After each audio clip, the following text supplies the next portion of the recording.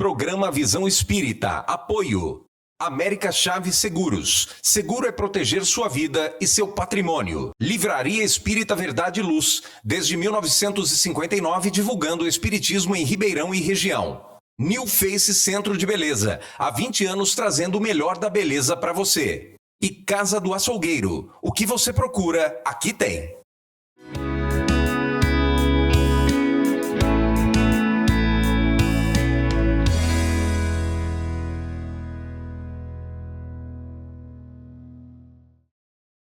O programa Visão Espírita pede licença para entrar no seu lar, levar-lhe uma mensagem de fé, de otimismo, de muita esperança e paz. O programa Visão Espírita continua a conversa esclarecedora, elucidativa sobre João o Batista e Elias. Nosso esclarecedor e orientador Edgar Tão, companheiro do Espiritismo, empresário, divulgador do Evangelho. Edgar, bem-vindo para o nosso programa Visão Espírita. Agradeço mais uma vez essa oportunidade, Zola. Agradeço também você que nos ouve e que nos assiste. Muito obrigado pelo convite. Amigo telespectador, amigo telespectadora, se você não assistiu o nosso programa anterior, fica aqui o convite, até para que você entenda da onde vamos continuar esta conversa. Edgar, você fez vários esclarecimentos no programa anterior sobre Elias, sobre o seu trabalho, sobre sua realização e tudo aquilo que ele fez, falou sobre João Batista. Explicou a anunciação através do anjo Gabriel, dando detalhes muito bacanas. Agora eu quero te fazer uma pergunta. Como vivia João o Batista? Procede que ele se apresentava igual Elias? Procede. É interessante observar isso também. E eu quero, inclusive, depois vincular uma outra ideia que me ocorre em função desse estilo de vida patrocinado por João Batista, né? Bom, sabemos que Elias foi um profeta encontrado no Antigo Testamento, sobretudo no livro dos Réus. Sabemos que o anjo Gabriel anuncia a chegada de João, filho de Zacarias e de Isabel, e parente de Jesus, portanto. Sabemos também que há referências explícitas, onde Jesus afirmaria que João Batista seria, embora não explicitamente, a reencarnação de Elias. E vamos encontrar os pontos comuns aqui na personalidade de um e outro, rapidamente. Bom, João Batista vivia no deserto da Judéia. Lá ele pregava sobre especialmente o arrependimento e a chegada do reino dos céus. Narrativa encontrada no Evangelho de Mateus, no capítulo 3. Ele vestia-se usando roupas de camelo, portanto de uma maneira muito simples e eu diria até muito natural. Usava um cinto de couro na cintura, também narrado nos Evangelhos de Mateus e Marcos, um estilo de vestimenta que parecia ser reminiscente daquela utilizada especialmente por Elias, que também é descrito lá no segundo livro de Reis, de forma semelhante. A alimentação de João Batista era absolutamente frugal, né? Basicamente composta de insetos, especialmente de gafanhotos e mel, além naturalmente de pequenos frutos ali que ele encontrava. Portanto, vejamos que há uma certa similaridade, inclusive também com as narrações encontradas no livro de Reis. Agora, é interessante observar, né? João Batista vivia no deserto. Paulo de Tarso vive durante um período de sua conversão entre Saulo e Paulo no deserto. Há referências no capítulo 4 do Evangelho de Mateus de que Jesus também passou uma temporada no deserto. O que eu quero trazer com isso, Zola? A similaridade da necessidade da quietude íntima, que me parece o simbolismo dessas três passagens, para que o espírito possa centrar-se em si mesmo, digamos assim, e iniciar a sua vida missionária, como que fosse ali elementos de autoencontro e de impulsionamento para a realização de suas missões, né?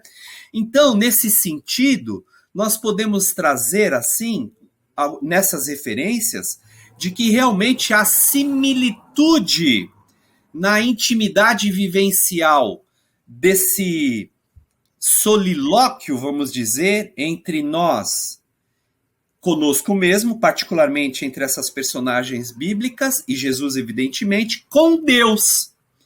Porque em inúmeras ocasiões, Jesus se isola para entrar em contato com uma intimidade divina que nós muitas vezes deixamos escapar, né? Então nós também precisamos entrar no deserto de nós mesmos para encontrar Deus, muitas vezes, né? Para ouvir Deus na quietude de nossa alma. Isso não quer dizer que nós sejamos missionários, muito pelo contrário, mas isso quer dizer que somente nessa quietude nós encontraremos o ensejo de realizar o melhor que já é possível em nós mesmos.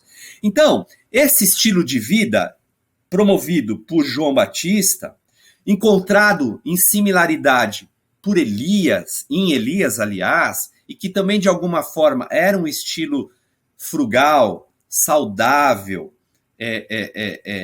equilibrado emocional e psicologicamente de Jesus, parece que é um permanente convite para que hoje nós também façamos o mesmo. E nos encontremos, então, nessa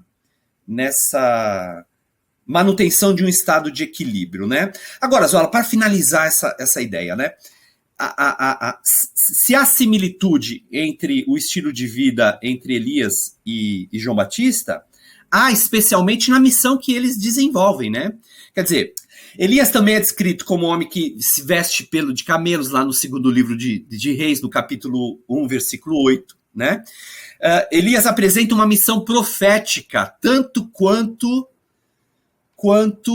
João Batista. Elias também chamava o povo ao arrependimento e à entrega junto a Deus, né? Especialmente ele faz isso junto aos adoradores de Baal, né? Lembremos disso. E, naturalmente, nós vemos similitude das suas propostas reencarnatórias. E o Livro dos Espíritos e o Evangelho também vão citar que as reencarnações são solidárias e que, invariavelmente, o espírito reencarnante continua o trabalho de uma reencarnação anterior, num processo de elaboração de tarefas e trabalho e missão ascensional.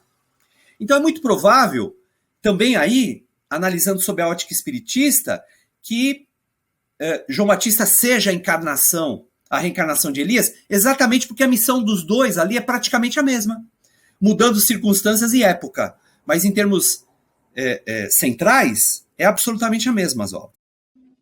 Muito interessante, né? Quando o espírito continua a sua missão, e aí ainda faz me lembrar a letra de uma música, porque nós, enquanto humanidade, ainda somos os mesmos, né? Precisamos das mesmas orientações. Exato.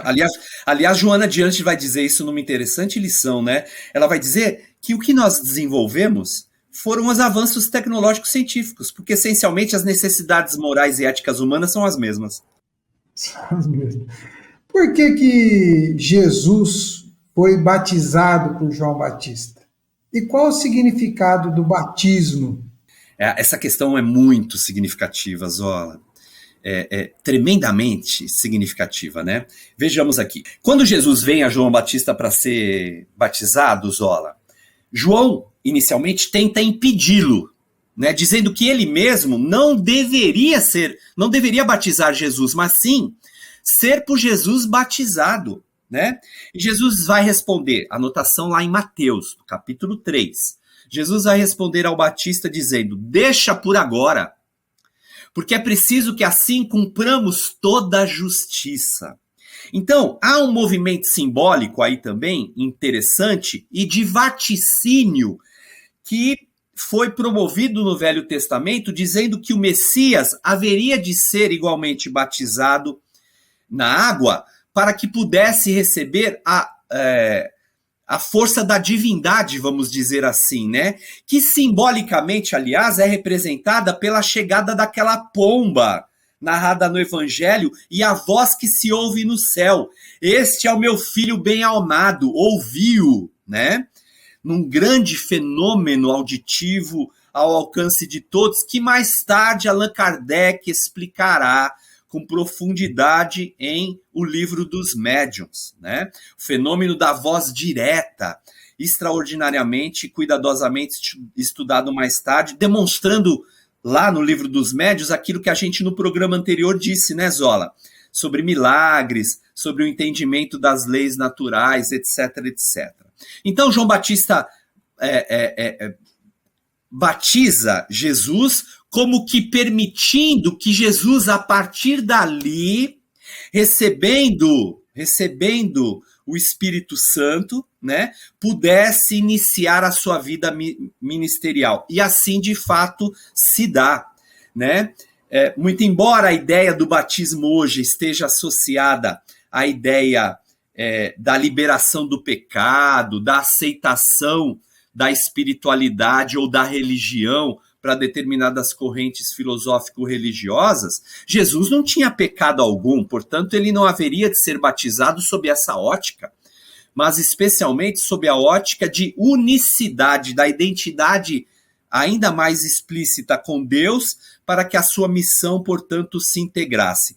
Lembremos que a partir desse momento, Jesus começa, portanto, a escolher os seus discípulos, a iniciar sua vida ministerial e de pregação do reino de Deus no coração dos homens, a exemplificar suas lições de amor mais explícitas e publicamente, e, portanto, iniciando a sua vida messiânica e missionária, junto a todos, evidentemente. E, finalmente, reiterando que é o evento do batismo que, de fato, reafirma essa revelação divina. A revelação divina de Jesus, né? Porque Jesus também é revelado, viu, Zola? A terceira revelação para nós, o Espiritismo, a segunda é a vinda de Jesus, a primeira com Moisés. Jesus é revelado, inclusive, por esse fenômeno de voz direta, né? Que eu citei há pouco, no capítulo 3 de Mateus, cujas palavras literais são: este é o meu filho amado, em quem eu me comprazo.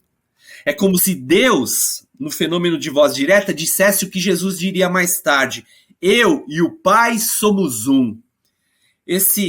Essa afirmação, nele eu me comprazo, é Deus dizendo: eu e meu filho amado somos um. Seria isso.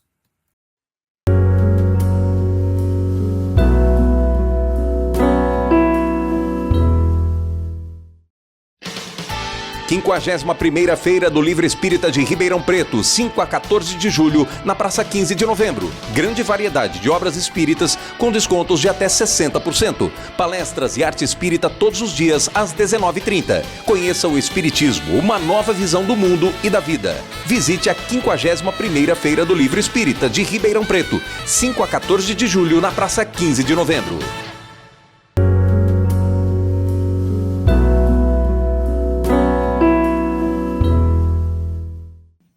A história de João Batista é marcada por uma situação muito difícil. Ele é preso, né? Herodes manda prendê-lo, né? Condena ele depois à morte. Aliás, as situações trágicas desses profetas acompanham boa parte de todos eles ao longo da trajetória divulgada na Bíblia, mas não é a questão colocada agora. Por que João Batista passa por esta situação e o que leva ele a ser condenado por Herodes?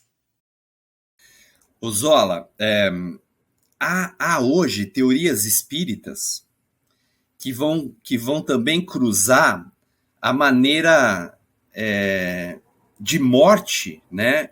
O estilo da morte de Batista com o de Elias, né? Lembra que Elias patrocina um massacre, né, junto aos seguidores de Baal, né? E é um massacre mesmo, né? Com decapitações, com mortes, com violência. Então é interessante observar isso. E há associações de que a trágica morte de João Batista seria, de alguma sorte, a expiação de Elias por ter anteriormente patrocinado esse movimento violento, agressivo e trágico também da história da religião hebraica, judaica, no início da sua instalação da ideia de Deus único, né? Então vejamos, João Batista foi preso por Herodes Antipas. Herodes era o tetrarca da Galileia e da Pérea na época, porque João Batista publicamente critica o casamento de Herodes com Herodias. Herodias era a cunhada de Herodes, portanto, Herodias era casada com Filipe, irmão de Herodes. Ora, publicamente, João Batista critica essa união porque João Batista, na verdade, está ali sendo fiel às orientações do Antigo Testamento, especialmente encontradas no livro Levítico de Moisés, que condenava a união com a cunhada enquanto o irmão estivesse vivo, né? Então, isso era considerado, segundo essa lei do Antigo Testamento encontrada em Levítico, como incesto e adultério.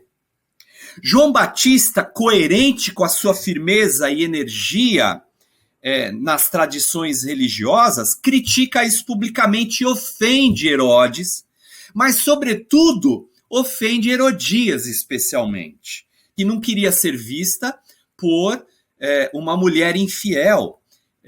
E, portanto, ela acaba numa festividade de celebração do seu aniversário, quando Herodes vai perguntar a ela o que ela queria, e ele seria capaz de dar qualquer coisa, a primeira coisa que passa pela cabeça vingativa, né, rancorosa de Herodias é matar João Batista. Então ela pede a cabeça de João Batista numa bandeja de prata, né?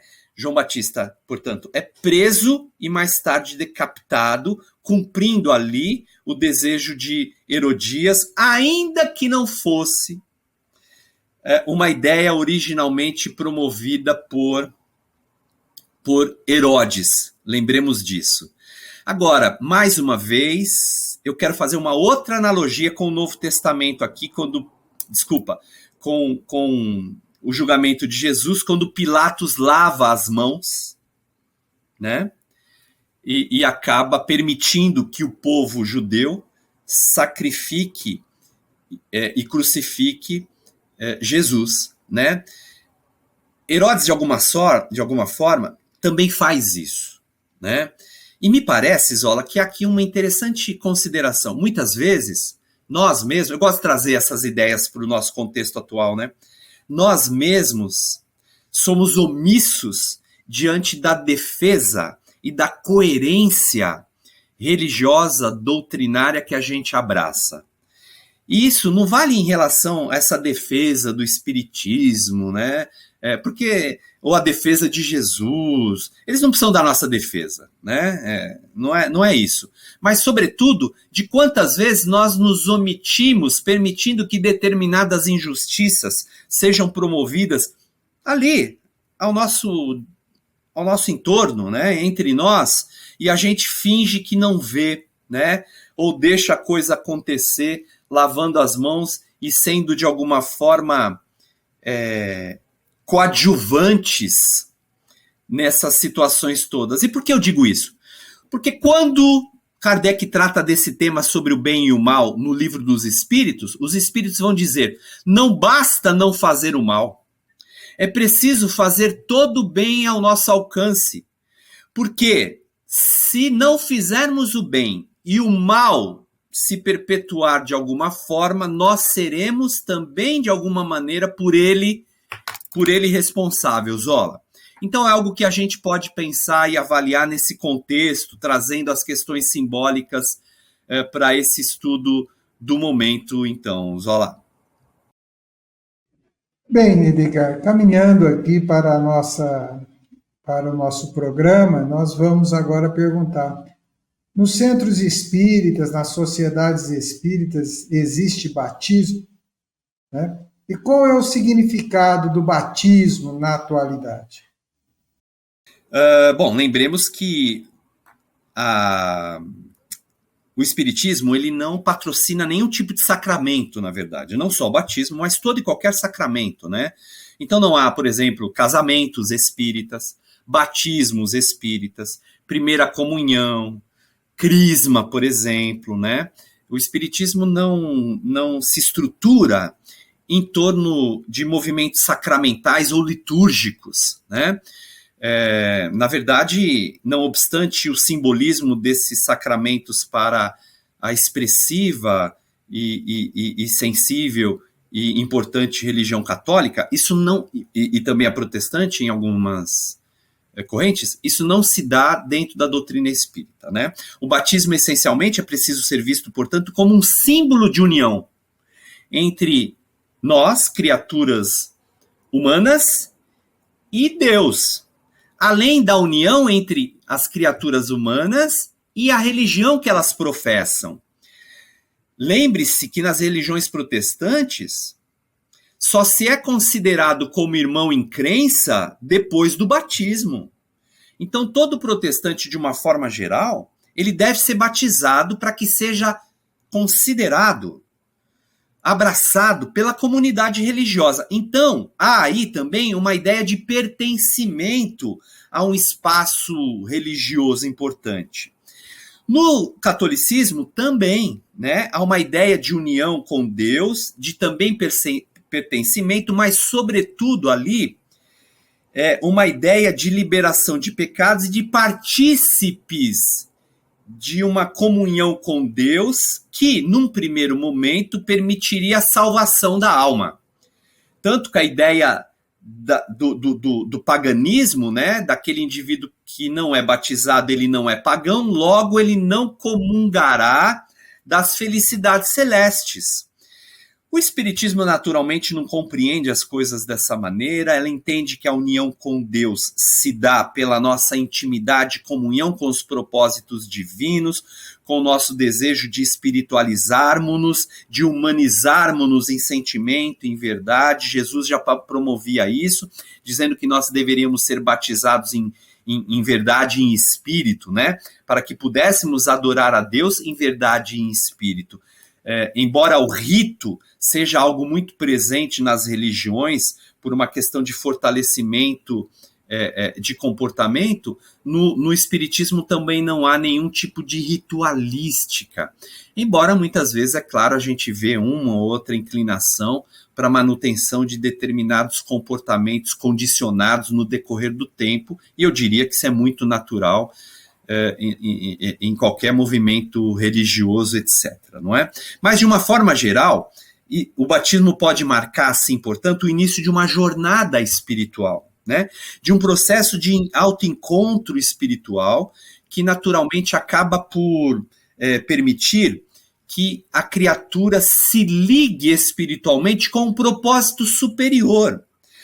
Porque, lembremos, o processo de despertamento, Zola, ele também se dá num processo de conscientização do nosso propósito existencial, né? E o nosso propósito existencial não pode ser dissociado de um propósito de glorificação espiritual, né?